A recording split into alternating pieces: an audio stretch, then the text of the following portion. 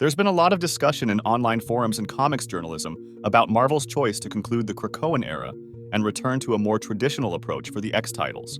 Nicknamed From the Ashes, the new overseer of the X titles, Tom Brevoort, faces the daunting challenge of reshuffling the creative teams, revamping the series, and moving beyond the controversial Krakoan period of mutant history. Jed MacKay takes on the formidable task of leading the charge with artist Ryan Stegman, launching with X-Men 2024 Issue 1. Does the initial release of this series signal a fresh direction for Marvel's mutants? Let's take a closer look.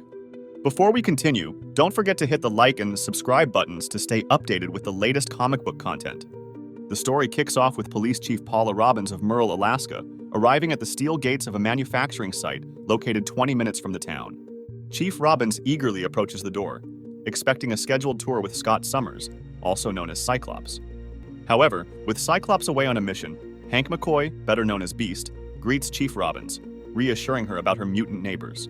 McKay adopts a gentle, welcoming strategy for the opening, introducing Chief Robbins as a stand-in for the audience to inquire, observe her environment, and learn extensively about the X-Men and their current situation. Those anticipating an explosive start to the series might find it lacking, and that's okay as long as the build-up leads to a fulfilling end.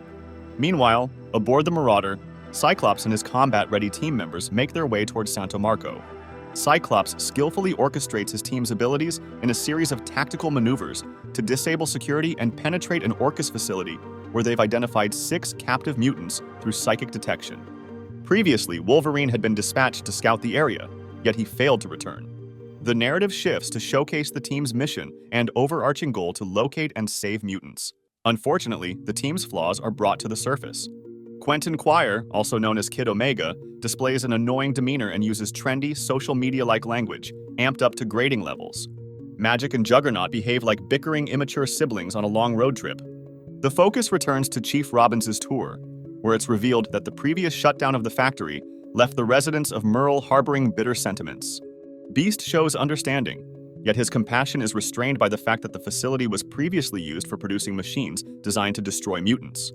The tour ends with a rather unwelcoming encounter with MAGNETO, who sternly informs them that the X-Men will be agreeable neighbors as long as they are not disturbed. Any meddling will be met with severe consequences, he says. We return back to the battle to see the team making progress against the captors. In the next panel, we see a ragged Sentinel appear on the scene to fix against the X-Men.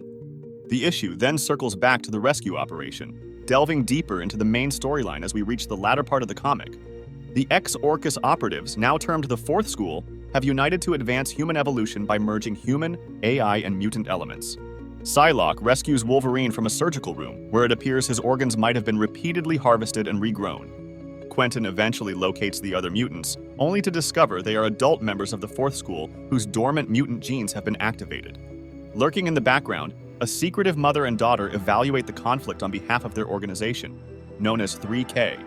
As the skirmish swings in favor of the X-Men, 3K uses teleportation to escape with the adult mutants and Fourth School disciples.